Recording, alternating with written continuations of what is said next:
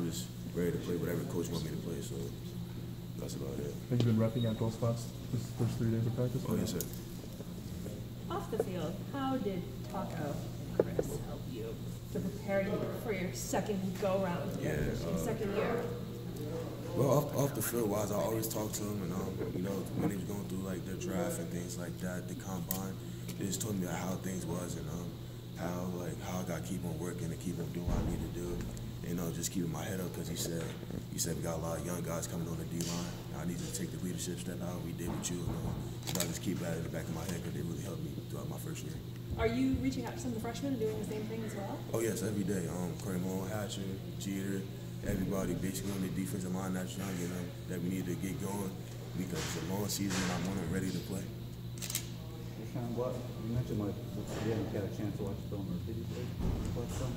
Yeah, I watched film. Just watching film in general, I mean, how much have you looked at it more as like it's got to be part of the routine? Like, how much are you embracing it? Are you looking forward to picking yourself more? Oh yeah, it's an everyday thing. We want to be the best at things that you got to do. So I'm definitely in the film room harder than what I did last year, and I know how to because I'm learning to talk on Coach Madison.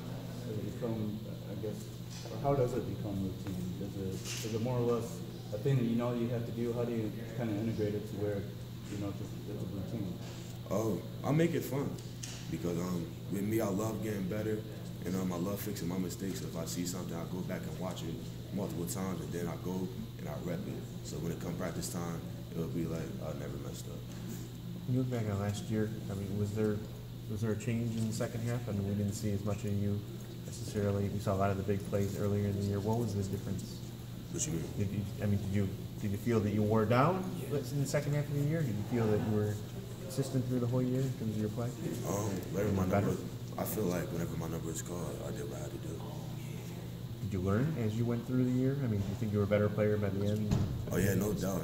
Like I said, that's through the leadership of Taco Worthy. Just bring me along with them, and especially Coach Madison. Some of the recruits are coming in, like Kramer and Hatcher, a couple other guys who are coming in. Just talk about how important building relationships with you during the recruiting process was. Why was that important for you to reach out to the younger guys and help them through the process? I feel like it was only right because when I was going through what they was going through, I needed help too. And I needed people to lean on, rely on, and I just want to be that big brother for them. Like I said, how Taco Worthy for me. Is it strange at all for them to be looking up to you as a sort of veteran on the team when this is still your freshman year? Yeah, it's kind of weird, but it's just something I just gotta get used to. And right now I'm embracing that leadership role, and I'm just bringing them along the way. Are you a loud guy? I mean, are you a leader by action or? I'm a little bit of both, but I'm probably a little bit more on the quiet side. But now I gotta be more vocal, so I'm working on both. Could you detail, I guess, like the film watching process and how it's different? I mean, are you physically taking notes, like pen and pad? I mean, can you kind of detail that a little bit?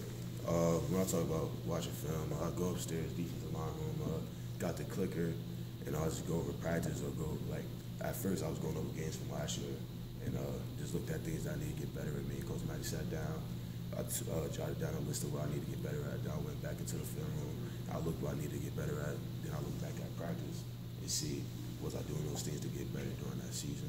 And that's basically how my film study was. And then from there, watching how Taco pass rush, watching how Wormley pass rush, watching them how they play their run and things like that, and just taking parts of their game that I feel like I had the mind to make mine better. What you write down on that list?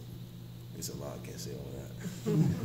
What's the chatter been like amongst all the defensive guys? Obviously, you've lost 10 starters off that defense. You got a lot of guys with experience on the defensive line, but what's the chatter been like with expectations, so to speak, knowing that you lost all those guys to the pros? Expectations, we're not going to lose a step at all. We young, we hungry, ready to go, fast moving, and just anxious and excited. Who else has been vocal out there, along the defensive front and just other guys in general? Everybody on Mo Hurst, Mo Nay, Mike McCray, Devin Bush, Josh Metellus, Monet. It's basically the whole defense because we want to be great. So if we see something that we need to pick up on, then we all say it. So I feel like if we have a mistake, then we all thinking it and we all saying it at the same time. So everybody out there communicating. First impressions of the offensive line you're going against, they obviously have to replace a starters on the line? Offensive line, good. It's not a slack out off from last year. Just going against them, like I said, going against the best. You gotta keep going and be the best. Right now, offensive line looking good. Anybody jump at it? A lot of people are talking about John Runyon, Michael Wayne. Anybody jumping out to you in particular? To be honest, I hold front. We'll be going on certain plays, and we gotta do a blitz and stuff. They're very stout, so offensive line looking good so far.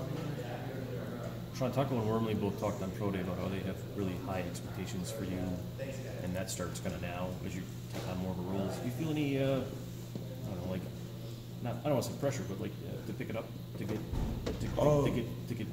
closer to that level right now? Oh yeah, no doubt about it. It's something I think about every day, just what I gotta do to get better and to be where they're at right now. That's basically what's gonna keep on pushing me through because they like I said, dudes my big brothers and they expect a lot, so I'm definitely gonna be working. Were you there at the pro day? Yes, sir. What's it like to watch that and know that this is in your future? Were you kind of picturing yourself there a little bit? No, not at all. I was there supporting Wormley and Taco, just seeing like, wow, like they really about to go to the next level and just like, wow, like I played with them.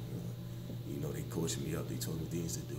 Like it's just cool, just watching them, just knowing like I'm about to see them play. Were you able to talk to any of the NFL personnel? Did they talk to you there or anything? Oh no, I was just there, focused watching. This is why obviously you think highly of Taco and Chris to have that influence. It's kind of maybe a touch of them a little bit going in the spring, be able to spread that around to everybody else. You guys didn't play with them. Oh yeah, like I said, it's a big deal. So like I said, I was a young guy coming in, so for all the young guys, I'm trying to be a big brother for them. When it's time, like off the field stuff, like classroom, things like that, telling them where to go, what to do, things like that, helping them with their homework. I'm just trying to be a big brother, so this is how Taco Wormley is for me. In terms of influence, it's not like a one-year thing. Is it something that you're going to remember? Oh yeah, that's a lifetime thing. Build relationships and keep them. I'm always going to have contact with Wormley. I was going to have contact with Taco. I'm just happy that I was able to be here while they was here to build that relationship. Were the 4-hour practices eye-opening for the early enrollee guys? It's eye-opening to me. That's my first spring practice, Yeah, but right. it was good. It was good. I liked it. You just got to keep the motor going and just keep pushing through. Does it wear on you at all? It's only been a couple practices. It's only the first couple practices, so like not right now, but probably later. Do you think about how much has changed for you just in a year? You were just still in high school, imagining what this was going to be. How different things are. You're so settled now versus last year, just imagining it in the spring. Yeah, I guess like right now I feel like I now know what I'm doing. Like I don't need to, you feel me, like question myself, things like that. Like I know what blocks I need to play. I know how to play and things like that. So it's a little bit smoother now. When did that change?